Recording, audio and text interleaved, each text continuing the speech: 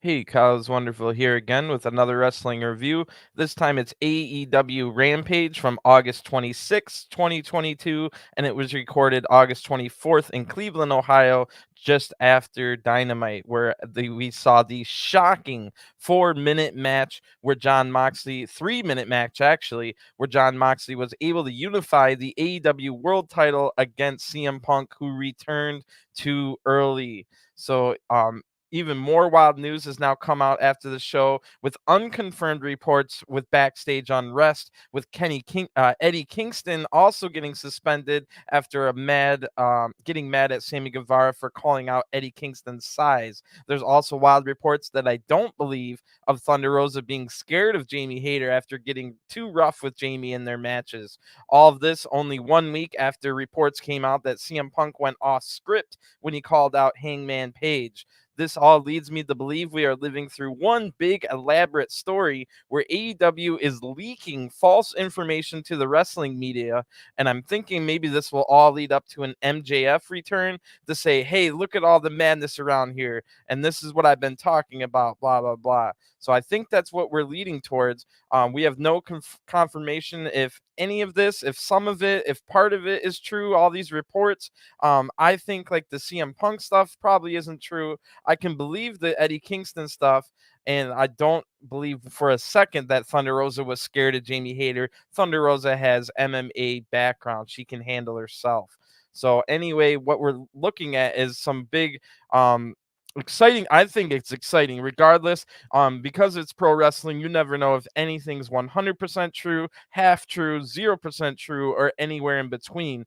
As with most things in life, it falls in between. Nothing's really everything in life is shades of gray, not pure black or pure white. So anyway, what we're currently looking at is Thunder Rosa is out injured. There will be a 4-way match at the pay-per-view event All Out, which is next weekend, with Britt Baker, Jamie Hayter, Hikaru Shida, and Tony Storm all fighting for the interim, keyword there, interim AEW Women's title. Thunder Rosa has not been stripped of the title, and hopefully it won't be out too long. However, after Moxley beat CM Punk only 9 days away from All Out, it was 11 days at that point, 9 days from when this Rampage was, and still no AEW World title match has been announced yet for All Out. So the next 3 shows, 1 Dynamite and 2 Rampages, including the one we're about to review, is sure to be full of big news, but we do not get too much big news from tonight. So next week is going to be a huge week. We've got all from Chicago, Illinois, Dynamite live, of course, Rampage live as well on Friday, and then Sunday night will be All Out next weekend. So big news ahead of us. Anyway, tonight on Rampage we'll have 3 title matches and the 4th and final first round match in the Trios tournament, as Dark Order will take on House of Black. The winner of that match will take on Best Friends on next week's Rampage, and the tournament finals takes place at All Out. Meanwhile, Hangman Adam Page, the former AEW World Champion, has been training Dark Order, and they seem to be ready for this big match against House of Black tonight, who might be at their weakest moment right now after Darby Allin put Brody King in a coffin just 2 weeks ago. And then last week we saw Miro. Well, we didn't see Miro attack Malakai Black, but we did see Miro with Malakai's mask, and we could assume that he attacked Malakai Black. So my prediction for the finals before the tournament even started was the Elite taking on Dark Order, and that could all change tonight because Dark Order could just as easily lose the House of Black in the first round. The TNT title will also be on the line tonight, as Wardlow has reenacted the Open Challenge, which has been accepted by Ryan Nemeth, of all people. The younger brother of Dolph Ziggler, who's also part of the Wingman faction, has only one singles match only one victory in a singles match this entire year, and that was against unsigned talent Chandler Hopkins. So this match shouldn't be very long, and you'd have to imagine that Jay Lethal, Sanjay Dutt are going to be watching this. They announced on Dynamite that the trios match against FTR and Wardlow will actually be Jay Lethal teaming up with his old TNA X Division friends, the Motor City Machine Guns, Alex Shelley and Chris Sabin. So that still doesn't make up for the fact that there's 4 titles in this match that aren't being defended on the pay-per-view, but adding the Guns instead of Sanjay and Satin makes this match so much better, and hopefully it'll lead to an FTR Motor City Machine Guns title match at some point. We'll also tonight see the AAA from Mexico mixed tag team titles be on the line for the second time in 3 weeks on Rampage, as Sammy Guevara and his wife, Melo, defend the AAA mixed tag titles against Ruby Soho and Ortiz, who are not only fighting for the mixed tag titles, but fighting for revenge, as Ortiz had his head shaved bald and Ruby Soho got her wrist slammed in a car door by Melo. And Ortiz was shaved bald by all of Jericho Appreciation Society, including including Sammy, their former tag partners or former members of Inner Circle. So that'll be tonight. And the main event tonight is the Ring of Honor World Title on the line between two longtime veterans of this business, as Claudio Castagnoli defends against Dustin Rhodes. These two have a combined 50 years of experience, and this match should be great as the final match before we start this very important all-out week, where hopefully we'll find out more news about ROH potentially getting its own television show. I could see that being announced sometime in the next week. Meanwhile, Dustin Rhodes will have a chance to be the face of this new ROH and become the very first ever brother combination to hold the ROH world titles, as Cody Rhodes has already held the title before. And that would definitely be disappointing the Mark Briscoe, whose brother Jay held the title, but Mark failed in all his chances at the ROH world title, mostly back in 2013 against the likes of Kevin Owens, Adam Cole, and there was one more. I can't remember, but let's see what happens on this week's edition of AEW Rampage. And I had to go to YouTube to get the entrances of the first match, which will be the Trios Tournament match, first round match against between House of Black and Dark Order. And hilariously, when the video starts, it's Excalibur talking with a completely blank black screen, and that's because the House of Black are making their entrances. Tony Schiavone and Chris Jericho are here as well, and I think JR is there. He just doesn't talk in this beginning part. Malakai Black leads the House of Black out with Brody King and Buddy Matthews at his side, and what an entrance, one of the best in wrestling. House of Black then come into this match as the favorites, slight favorites in my opinion. They have a 6-0 record in trios matches. However, Dark Order has been teaming longer and more recently, as House of Black hasn't been in a trios match since Double or Nothing, where they defeated Death Triangles. Just this week alone, Dark Order has had 2 trios matches already, winning them both on Elevation and Dark. So I didn't see Julia Hart until now, which made it even cooler when she's in the ring to finish the House of Black's great entrance. So we know that House of Black has Julia on the outside. Will Dark Order literally have Hangman in their corner, or was it just a figure of speech?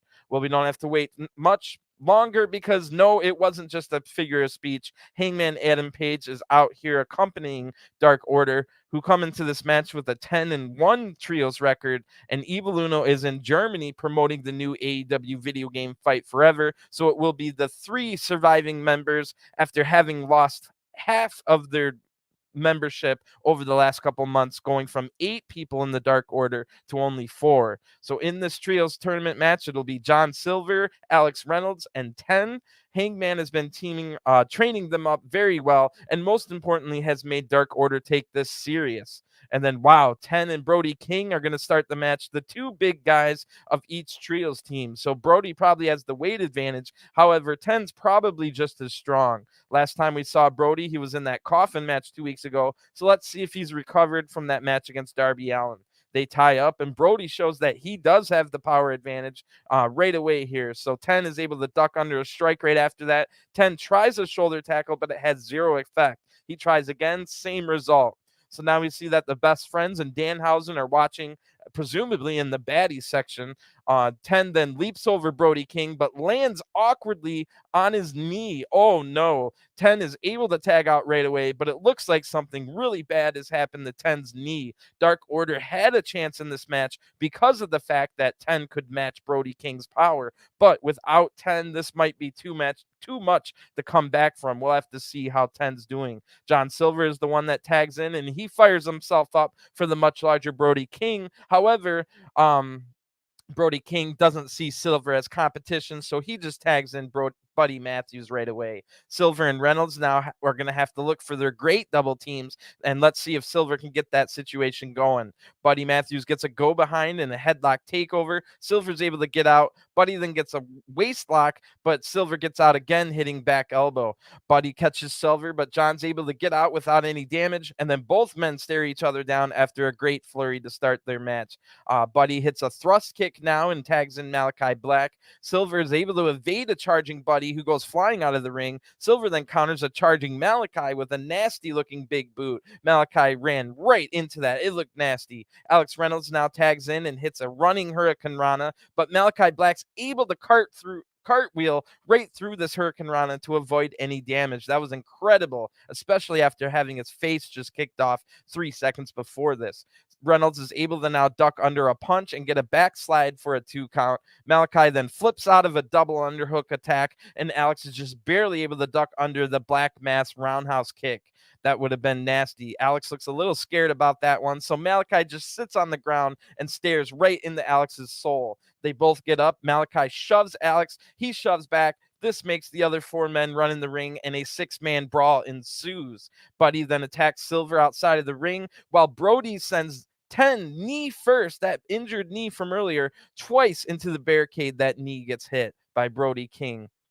Then we go to a picture-in-picture ad break as Alex hits a lariat in the ring, getting a 2 count. Kind of surprising Malakai on that one. But Brody King comes into the ring, having already taken out 10, and they double-team Alex Reynolds. Reynolds is now trapped in the House of Black corner as Brody tags in, hitting 1 big chop. Then Buddy tags in. He hits a kick, then tags in Malakai as they're using quick tags to isolate Reynolds in their corner. When we come back from break, Buddy now is able to tag in and attack Alex's arm. Buddy knocks both Dark Order members off the apron, kicking 10 in his injured knee while doing so. 10 just isn't able to get back in this match. His knee is really bothering him. So Alex then charges in, but Buddy gets a boot up to counter this, and then Alex is able to fight back, hitting a huge forearm that dazes Buddy Matthews, and Alex is able to tag in 10, who comes in. Doesn't look like his knee is affecting him too much. 10 hits clothesline on Buddy and Malakai, and then a pump kick that knocks Brody King off the apron. 10 follows that up with a lariat to Black and a pump handle slam to Buddy, and then a spine buster to Malakai Black. Really great flurry from 10, who looks like his knee wasn't bothering him too much. So the 10 then applies a full Nelson on Malakai Black, but Buddy comes in to kick his face to stop that. Buddy then hits a top rope moonsault on 10. I think it was a moonsault, top rope something. I didn't know what I wrote there, but Reynolds and Silver now run in, and they double team Buddy Matthews, and then Malakai runs over. Silver and Reynolds hit a nice double team on him, but Brody King is able to block another double team attempt and take them out. 10 then clotheslines Brody King over the top rope, leaving just the 2 legal men, Malakai Black and 10, in the ring. Malakai hits a big striking combo, but 10 is able to block a knee strike and apply the full Nelson once again. Malakai Black attacks the injured knee to get out, and 10 then tries a discus lariat, but he collapses to the ground. His knee is too damaged. Malakai now applies a knee bar, and it looks like it might be getting over as the rest of the House of Black defend the ring from Silver and Reynolds. Then all of a sudden the horn sounds, and it's Miro's music. So the Redeemer Miro now comes out. Buddy and Brody now run to attack Miro. Buddy gets thrown away right away. Miro and Brody start brawling. Meanwhile, Malakai was distracted by all this. He had let 10 out of the knee bar. That allows Alex Reynolds to tag in, and Reynolds rolls up Malakai Black, getting the 1-2-3. The winners of this match by pinfall, Dark Order. So wow, first of all, half the first round matches had distraction or attacks that could have led to disqualifications, which led to that team losing. So that's a little weird to have half your first round matches be decided by outside interference. Anyway, Dark Order winning and potentially meeting the Elite in the finals is the better story here. And that's basically what this trios tournament has all been building up to, where we'll find out what Hangman will do, or if the Elite are good guys or bad guys, and where everyone will go from there. So basically this entire trios tournament has been all about the Elite taking on Dark Order with Hangman in their corner at the end. and that's where we'll get the story to find out where everyone goes from that point forward. Don't forget, the Undisputed Era will also be back from injury soon. But before the finals, we'll also see Omega and Ospreay in the ring and one of the semifinals on Dynamite this week. And that's going to be awesome when the Elite take on United Empire. And then on a live Rampage next week, it'll be Dark Order taking on Best Friends, which that is sure to have some great double team action and triple teams as well. That's going to be a great match. And we got some good stuff leading up to All Out for sure. And we're not done with this segment yet, as Miro has taken out Brody King, and he's now staring down Malakai Black. However, Brody King just gets right back up. So does Buddy Matthews. Brody throws Miro hard into the stairs, right on Miro's injured neck and shoulder area. So Malakai then hits the Black Mass kick and then knocking Miro out cold. They start a 3-on-1 beatdown. However, Darby Allin and Sting now run out to save Miro. So Darby and Miro did have a huge rivalry in the past over the TNT title. However, they are now united against the common enemy, and that definitely seems like it might be a match we get sometime next week, either at the live Rampage or maybe the pre-show for the pay-per-view or on the main card of All Out.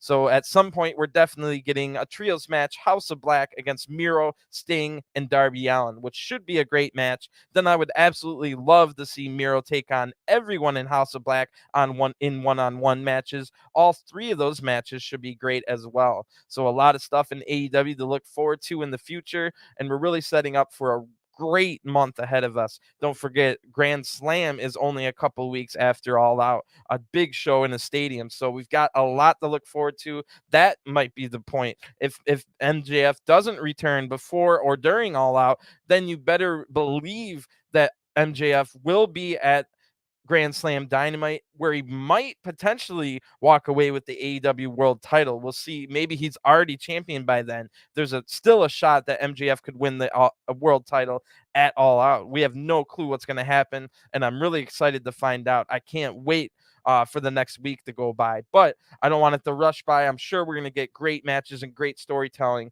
as we go through that. So just sit back and enjoy the next week.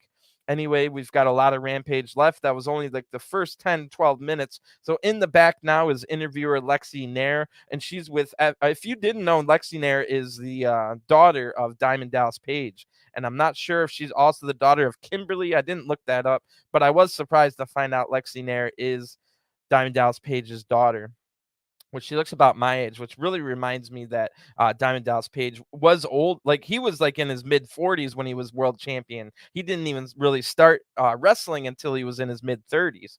So kind of weird to think about. Anyway, Lexi brings up a video that Cool Hand Angelo Parker and Daddy Magic Matt Menard made about talking trash about Hook. Hook says, yeah, I've seen it. I've been thinking about it, and I don't really care. So then Hook leaves, and I absolutely hate this character that Hook has. The more and more segments that he does, having barely saying anything or being this aloof, non-entertaining character, the less I like Hook. I really liked Hook at the beginning, but more and more of these segments where he's like, oh, well, I don't really care. Like, how's that entertaining? Like, do something better with Hook, please. So hopefully something changes soon. Hook will probably have a match sometime next week during the week-long celebrations of All Out events. So Cool Hand Ange and Daddy Magic now walk up after Hook leaves, and Magic actually scares Lexi by screaming as she was talking. She like jumped. She was super scared. So Daddy Magic, Matt Menard, says that we saw him. Where'd he go? Running scared. Typical Hook. Well, I got a little secret for the world. Cool Hand Ange and Daddy Magic want a taste of the title. And Angelo says, Hook, you walk around here with this I don't care attitude, but we see right through it. You're nothing but a scared young man. Who's to blame for that?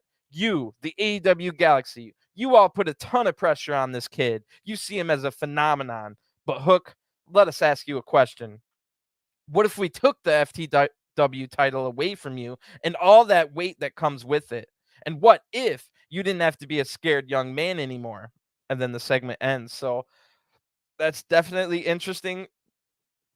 it was almost as if they were offering Hook a spot in the Jericho Appreciation Society, which, after what I just said, something needs to change with this Hook character. The current Hook character is terrible. So basically, he was just offered, or not to his face yet, but it looks like Hook will be offered a spot in the Jericho Appreciation Society.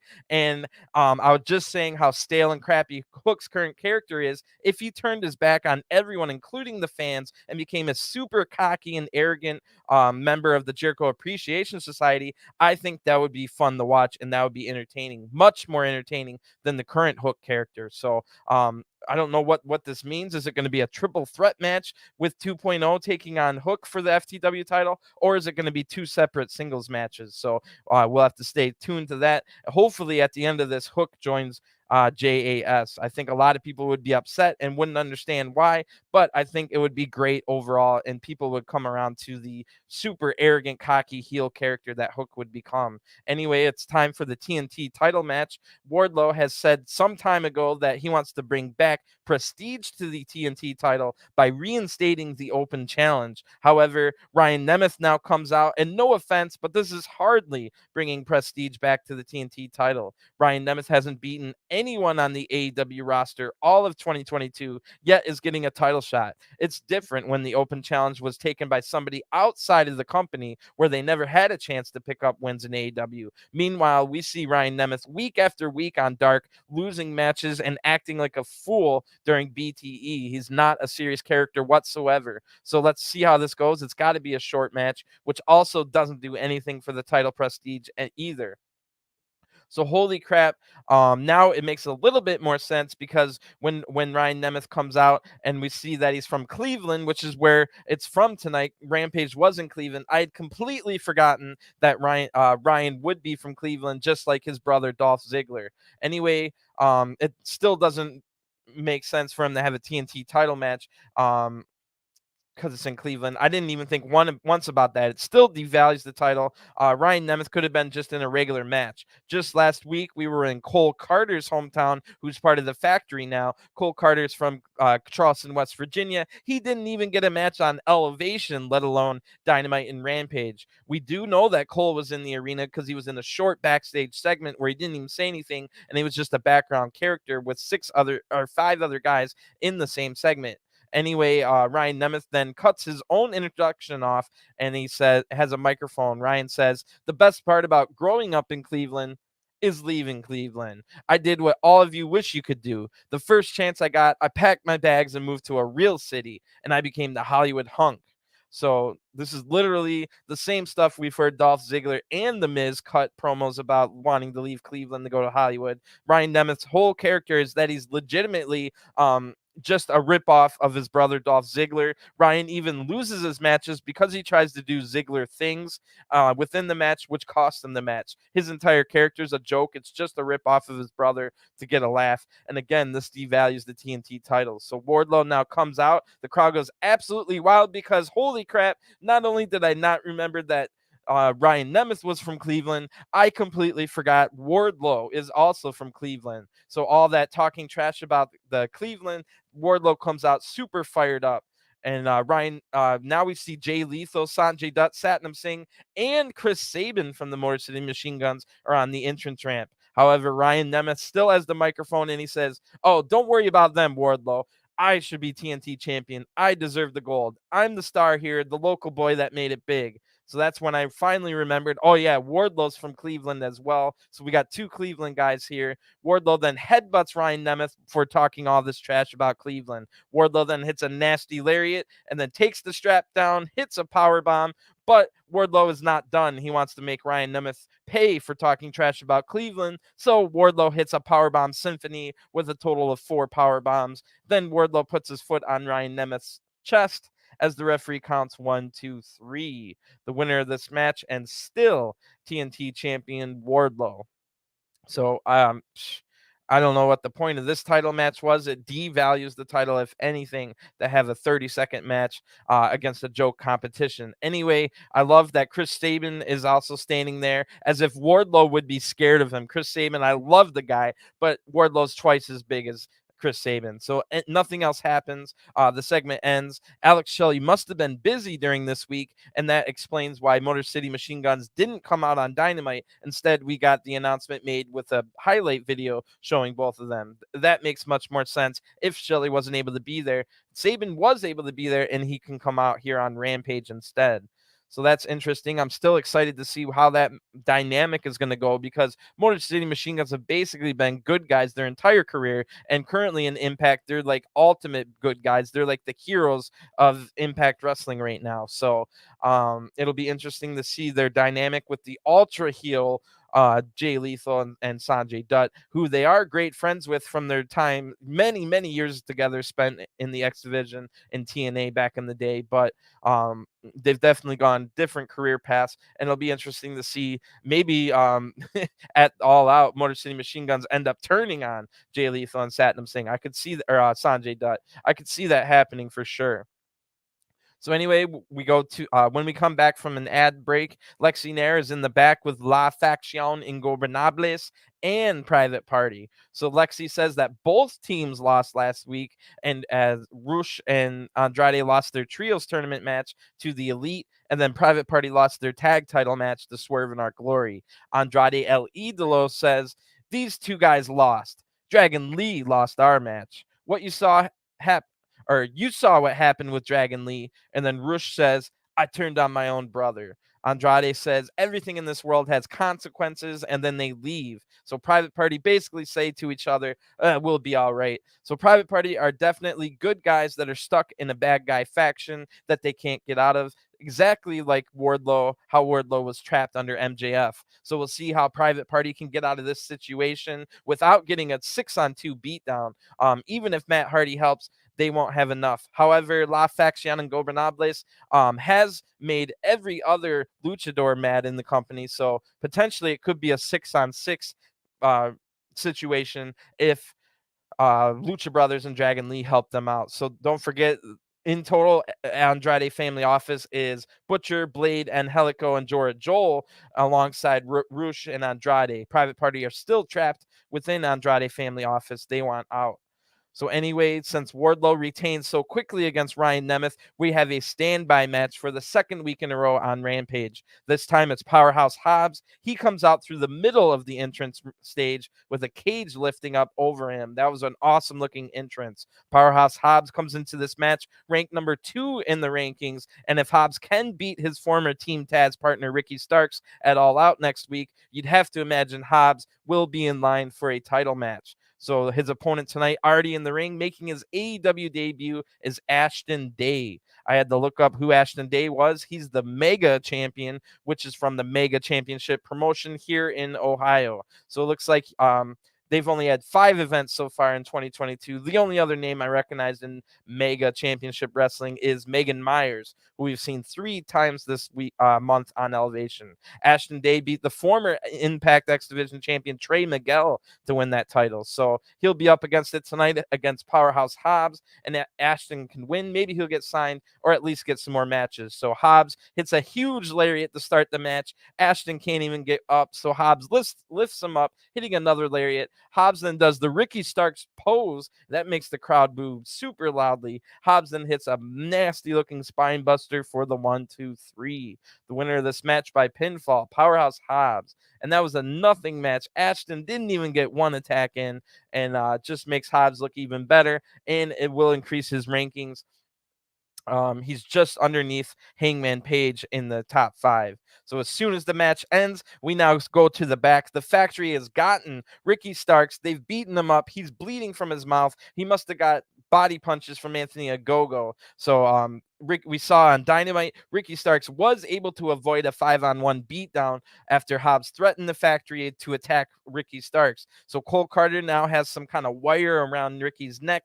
Aaron Soul is holding him down, and like I said, it looks like Anthony Ogogo already hit body punches. Ricky's in bad shape, and his only ally in AEW, Hook, has already left the building, as we saw earlier. So QT Marshall now looks at the camera and says, Hobbs, you don't have to worry about Ricky Starks making it to All Out. and then QT uses his watch to punch Ricky Starks right in the face, knocking Ricky out cold. Hobbs just smiles and leaves, happy with what he just witnessed. So it seems a little bit kind of weak to make the factory scared of one guy, Powerhouse Hobbs, when there's 5 of them.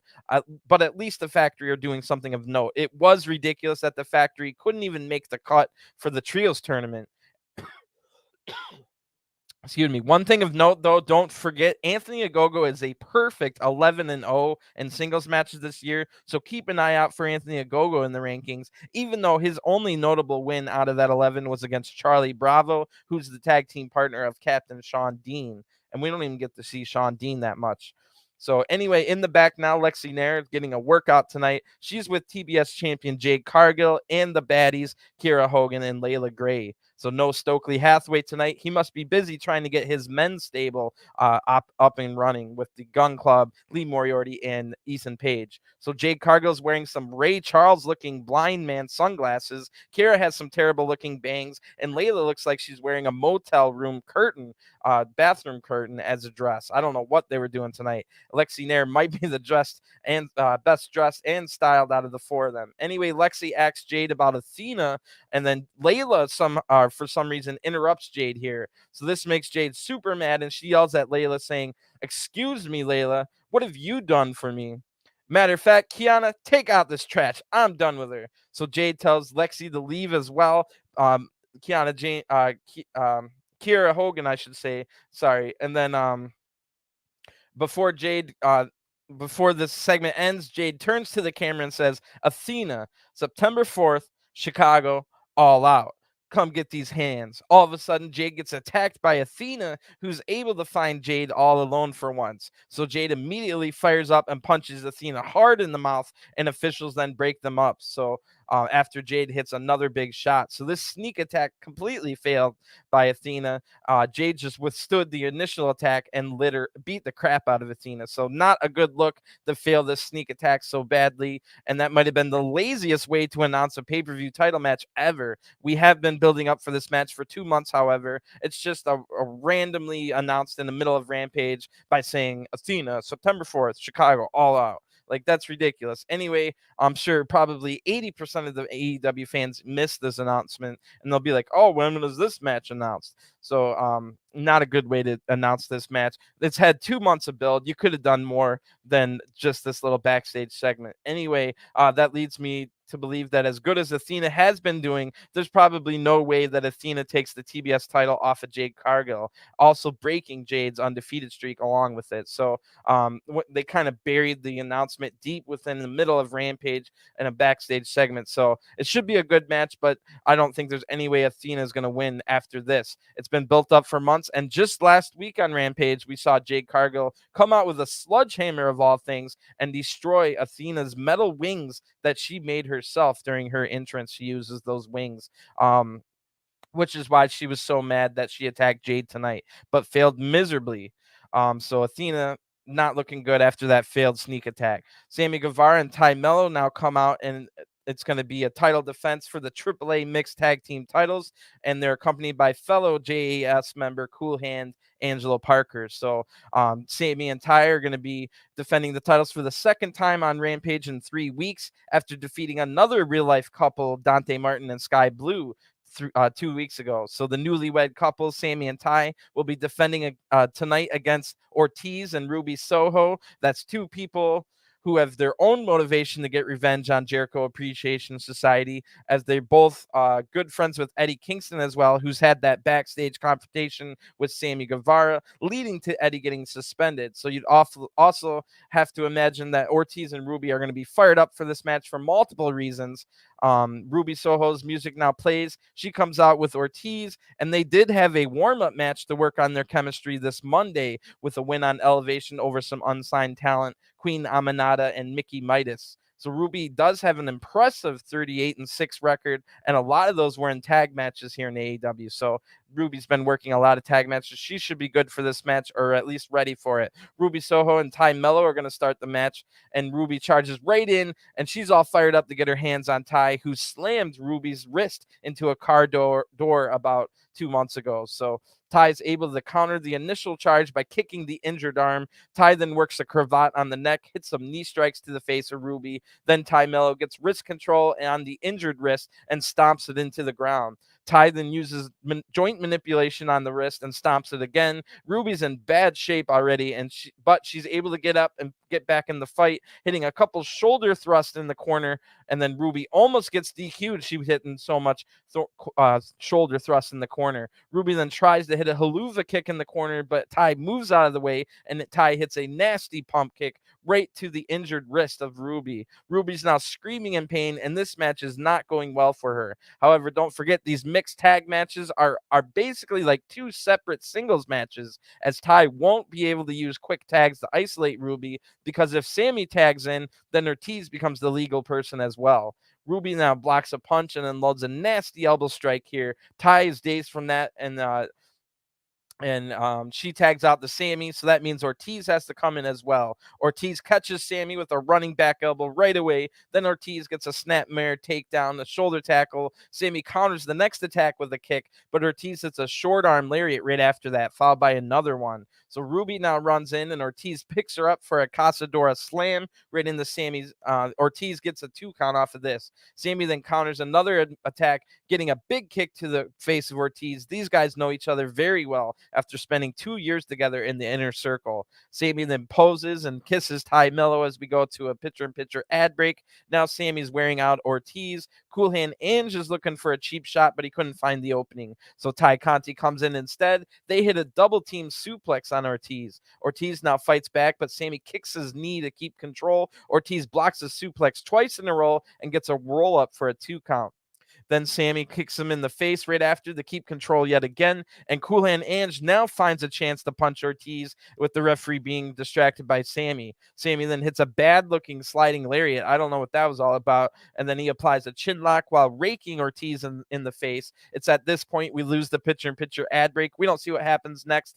And the very next commercial was a trash bag commercial with a trash wrestler named John Cena. So when we return the Rampage, Ortiz now turns the momentum around with a big lariat to Sammy, and Ruby's able to tag in. That makes Ty Melo legal as well. Ruby takes her down right away, hitting some punches. Ty gets up, so Ruby hits a kick combo and a suplex. Ruby then hits a running kick in the corner, getting a 2 count. Ty's now dazed again. Ruby stays on the attack, setting Ty up on the ropes in the corner, but Sammy runs in and knocks Ortiz off the apron. Sammy's able to stop Ruby from hitting a superplex and lifts Ruby up on his shoulders. Looks like they're going to try a Doomsday type double team with Ty on the top. However, Ruby's able to reverse this into a Poison Rana. That was amazing. What an elite bump from Sammy Guevara, making it look easy. Ty's still up on the top rope. She comes off, hitting a crossbody on Ruby for a 2 count. Ruby then takes back control, and Sammy runs in again. Sammy wouldn't care about disqualifications in this match, as he has the champion's advantage and he wouldn't lose the titles on a disqualification. Ruby's mad and she tries to hit Sammy, who ducks under her attack. However, Ortiz runs in and surprises Sammy with a DDT. Then Ty crushes Ortiz with a nice pump kick. Wow, great match so far. Ortiz is able to block a tornado DDT attempt from Ty, and then Ortiz catches another pump kick attempt. Ortiz hands the leg over to Ruby, who hits a big knee strike to the face of Ty. This is a move that Ruby and Ortiz practiced on Monday on Elevation, where Ruby wasn't able to catch the toss of the leg. So this time Ortiz knew to hand the leg over instead of throwing it. Good adjustment, and that's exactly why Ortiz and Ruby had a warm-up match on Elevation this week. Ruby now hits the no future kick, but Sammy's able to come in and break up the pin. Sammy then gets in Ruby's face yet again, so Ortiz tags in, and he lights up Sammy here. The referee's trying to break this up to avoid the 5 count disqualification. However, while this is happening, Anna JAS now runs out, and she throws Ruby Soho into the steps hard. Ortiz sees what happens, and Ruby, and Ortiz just pretty much stops paying attention and just stands there looking shocked. This allows Sammy to hit an incredible looking springboard cutter, and wow, Sammy hit that with ease, and it made it look better than almost anyone, maybe even the Will Ospreay Os cutter. So wow, that would be a heck of a match if Sammy Guevara ever took on Will Ospreay. And great director's work in this match on Rampage, because we have not seen that Ortiz had already busted open his face big time during that brawl with Sammy when Anna came out. And now it looks like that major cutter looked like it made Ortiz bleed. It wasn't, but it was perfect timing to reveal the blood. And of course, Sammy gets the 1-2-3 after this amazing looking springboard cutter. So the winners of this match by pinfall, and still AAA mixed tag team champions, JAS's Sammy Guevara and Ty Conti, who celebrate with their titles alongside Kula and Ange and Anna JAS. Really good match here. I love the way AEW handles the weird mixed tag rules, and it was one of the best mixed tag matches I've seen in a long time. It's just so hard to get mixed tag matches right, with the rules making it pretty much like two separate singles matches that alternate back and forth. I think AEW did a really good job in this mixed tag match of making it seem like a real tag match and not two separate singles matches with the weird rules of a mixed tag match. So good stuff there. Now we see highlights from the shocking 3-minute long AEW World Title Unification match, as CM Punk came back way too soon from his broken foot, and it cost him the match and his title. So we still don't know what Moxley's going to do with the world title at All Out, which is only a week away. However, we do know that CM Punk couldn't put any weight on his foot and had to be carried to the back from his trainer and mentor, Ace Steel, who just happens to work backstage. So now we get some interesting backstage comments that were exclusive to Rampage. This happened right after Dynamite, and we didn't see this yet. So CM Punk tells Ace Austin that he can't put any weight on his foot. Ace asks Punk if he felt a pop. Punk says, no, it didn't pop. However, I didn't feel anything at all. It just gave out, which is not good, because that's what happened to my original injury. So then that segment ends. Wow, that pretty much confirms that CM Punk won't be available for All Out. I'm guessing Punk will be out of action until close to Full Gear in a couple months. And behind the scenes, it must have been a tough call to make, how to deal with this situation. However, thankfully, Punk agreed to wrestle a 3-minute match while still injured. So we don't have an interim champion for half a year potentially. And also it made it so that we didn't have to strip Punk of the title after we already gave him an interim title for a few months. So very interesting. I could be wrong, but I feel like that's what happened. I'm thinking that it was taking longer for Punk than expected, the heel, but he was able to do this 3-minute match so we can tie up all those strings and kind of move on, and Punk can just return in a couple months, maybe getting another title shot. So they're definitely interesting. And now, what the heck is the main event at All Out going to be? It's so strange that probably we're not going to know what the main event of the pay-per-view is until 4 days before the pay-per-view, because I'm sure we'll find out on Dynamite what the heck is going to happen. So maybe it'll just be Hangman Adam Page, because he is the top ranked in the top 5. Maybe Hangman Page will be the number 1 contender. He also never got a rematch for his title after he lost it, as well as Hangman currently does not have a match scheduled for All Out. We're all expecting Hangman to be heavily involved in probably the trios final between the Elite and Dark Order. However, Hangman probably won't be in that match, and maybe that'll keep him from getting the title shot. However, 3 of the other 4 people in the top 5 already have a match at All Out. Hobbs is against Ricky Starks, Jay Lethal's in a trios match against Wardlow and FTR, and Bryan Danielson's taking on Chris Jericho. That only leaves Darby Allin as the only other guy other than Hangman in the top 5 that doesn't have a match. But we saw earlier tonight Darby might be in the trios match against House of Black. So a lot of people are definitely expecting that MJF might return either Wednesday or Sunday at All Out, and maybe MJF is the person to get the title shot at All Out. That could be explained in storyline by Tony Khan basically not wanting MJF to leave the company and go to WWE. However, that would bring Tony Khan into AEW as a character who's doing shady deals, and I don't think that's ideal. So Actually, we're currently seeing that story play out in NWA, where Billy Corgan has made shady deals, and that storyline has failed miserably. A lot of the NWA fans are pissed about this storyline, and I could see the same thing happening with AEW. As much as people like MJF, they might get upset if that happens. So I have absolutely no idea who Moxley will be defending the title against at All Out, making Dynamite an absolute must watch this week to find out what the heck is going to happen. So during the commercial break, the advertisement for Dynamite wrongly called the trios match between the Elite and the United Empire the last quarterfinal, even though it's really the first semifinal. So how did that make it past quality control? Anyway, when we return, we've got Mark Henry and the main event competitors on each side. So on one side is Claudio Castagnoli, who will be defending the Ring of Honor World title. He's got Wheeler Yuta standing next to him. On the other side is the challenger, Dustin Rhodes. He's got Arn Anderson and his son, Brock Anderson, with him. So between those five men, you've almost got a perfect 5 generation of wrestlers, with the oldest being Arn, then Dustin, then Claudio, then Yuta, and then Brock, who's just starting out his career. That's pretty interesting. So Dustin Rhodes says, there's a lot of history between Claudio and myself. Now there's world champion stakes attached. This is what dreams are made of. This is my opportunity, my shot. And I promise you, Claudio, I'm giving you the best natural Dustin Rhodes you've ever seen. Believe me, I can beat you.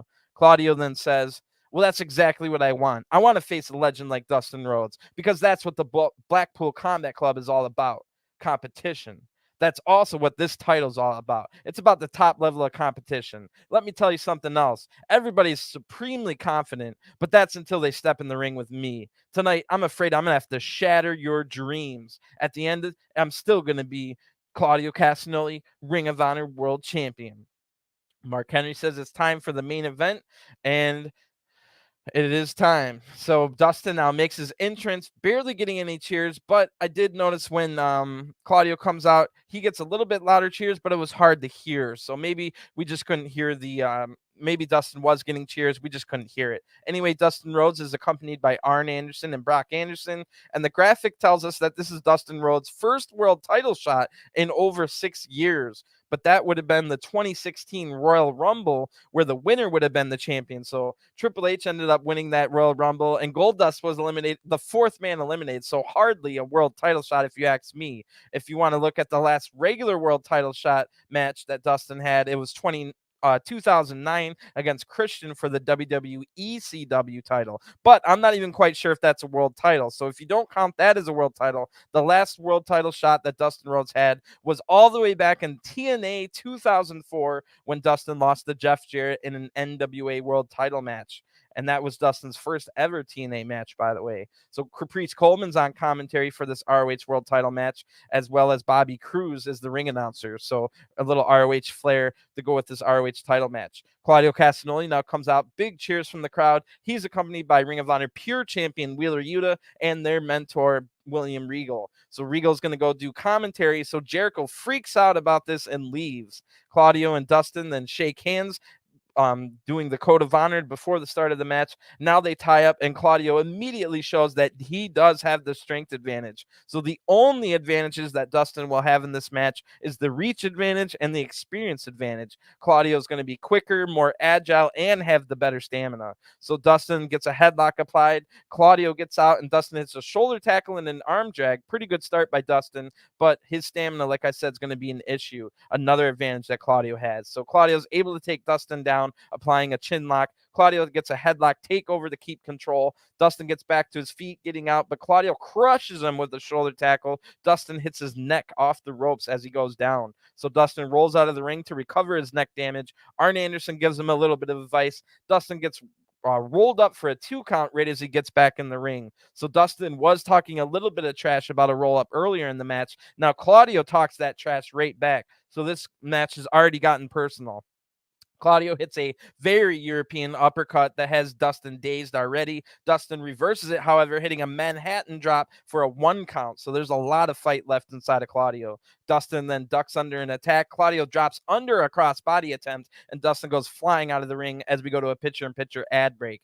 Dustin's looking hurt, but Arn Anderson's yelling at him to get back up and fight. Dustin gets in the ring, but Claudio hits more uppercuts right away. Claudio then works over Dustin's shoulder, which has been damaged earlier in this match. Claudio gets a 2 count, then applies a hammerlock right after the 2 count on that damaged arm. Dustin's in pain, but he's able to get to his feet. Dustin then counters an attack, but Claudio counters right back, hitting a neck breaker. Claudio then hits a running elbow drop for a 2 count, and again applies another hold right after the pinfall, this time on the arm and neck area. Claudio's using these pins to apply its holds right after, and it's working out well for him. Dustin's able to get to his feet again, but Claudio hits a deadlift gut wrench suplex. That looked great. Then Claudio gets another 2 count, and then again puts a hold on right after, this time a crossface in the middle of the ring. Dustin's struggling to get out of this one, but he does get his arm free as we come back from the break. Claudio gets the arm trapped again, but again, Dustin gets free and back to his feet, but Claudio powers him up, Dustin is able to hit a slide slam showing he has power as well. Dustin can't quite get off the mat, so Claudio is able to get up first and hit big elbow strike. This fires Dustin up, and a striking exchange starts. Claudio stops the exchange with a backslide pin attempt, but Dustin blocks it, hitting a big forearm. Dustin then clotheslines him out of the ring, and Dustin leaps off the apron, hitting a cannonball senton or somersault senton. So back in the ring, Dustin hits a leaping clothesline for a 2 count. Dustin then counters the next attack and hits a middle rope Hurricane Rana of all things. Dustin then hits his version of the uppercut where he drops to his knees, followed by a code red for a really close 2 count. So wow, Claudio's going to need the focus. That was a close call. Dustin definitely is got the momentum right now, but he's going to have to be super careful because his shoulder is damaged. Claudio now takes control back, hitting a big lariat again on the shoulder and neck area. Claudio then does the giant swing for 10 revolutions, and Claudio almost wins the match after this, but again he transitions from the pin into a crossface. So Dustin's in big trouble now, stuck in the middle of the ring, but Dustin is able to use his experience advantage to turn this into a pinfall for a 2 count. Then Dustin hits a power slam, and he tries to hit a pile driver, but it was so bad it kind of came off more as a power bomb. It was also so bad that Excalibur said it looked more like a power bomb. Maybe there was a chance Dustin did that on purpose, but it looked like he just didn't have the confidence to hit the pile driver, and he didn't want to hurt Claudio bailing from the move mid-move. Anyway, Arn tells Dustin to finish it now, and Claudio counters the next attack and then tries to leapfrog over Dustin, but Dustin was too tall. He didn't get under enough, and that accidentally hits Claudio between the legs for an accidental low blow. Dustin now looks to end it, but Claudio counters right away with a pop-up uppercut, getting the 1-2-3. The winner of this match and still Ring of Honor World Champion, Claudio Castagnoli. So this match was really good. However, that ending was really awkward with the accidental low blow. And then the guy that got low blowed a few seconds later just wins the match. So that was a little awkward on the ending. I would have liked a better ending. I'm not quite sure how I feel about that ending. The match was fine.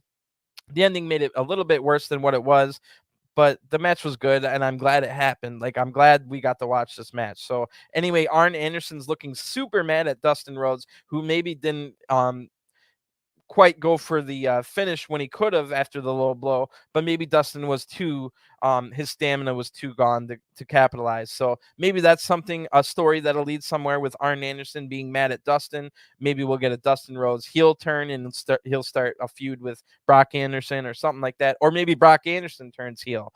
But either way, Claudio gets absolutely no time to celebrate as Rampage just ends after he wins. So pretty good match with a weird ending. This was a decent Rampage. It was weird not having the Rampage Stars Trustbusters on for after they were on the show all of the last 2 weeks, but I'm kind of joking about that. Really good main event here for the title match, despite the bad ending. I felt like this was an important Rampage. Like, you would have missed some stuff. Like, you would have missed the Athena Jade Cargo match being announced. You would have missed the good match between House of Black and Dark Order. So this wasn't a meaningless. I really liked the mixed tag match. That might have been the match of the night. it was ridiculous to have Ryan Nemeth have a title shot, but what are you going to do? It was his hometown. I get it. The Powerhouse Hobbs match was just a plot device so that we could see Ricky Starks getting beat up by the factory. So what's going to happen with Ricky Starks with still 2 more live shows before his match against Powerhouse Hobbs at All Out? So how is Ricky Starks going to get to All Out in one piece?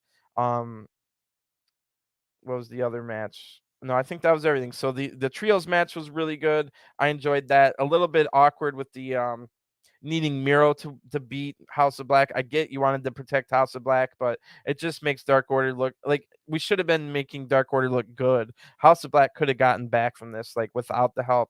But anyway, we've got a pretty good Dynamite coming up.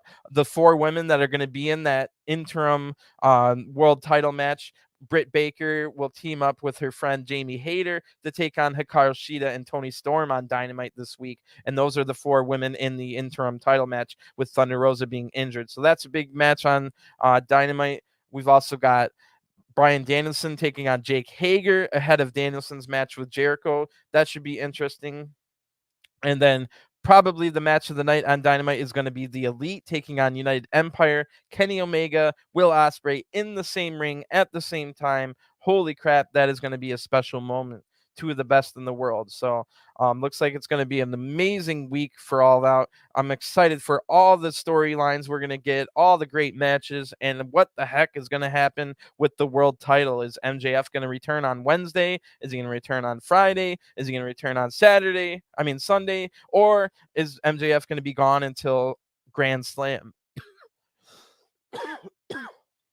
Really, really interesting to see what happens. Another thing that might have been set up tonight is Hook taking on 2.0 Matt Menard and Angelo Parker at some point for the FTW title. I'm sure we'll see that match at this week as well, sometime during this week. And don't forget, Hook was basically offered a spot in the Jericho Appreciation Society, and I don't think that would be a bad idea. I think the super heel, cocky, arrogant character that Hook would become if he joins Jericho Appreciation Society would be great to see, and a lot better than what we've been seeing. So some pretty good stuff on this Rampage. I think this is one after, if people were really hating the last 2 Rampages that featured way too much. Oh, sorry, Hassan. Thanks for tuning in.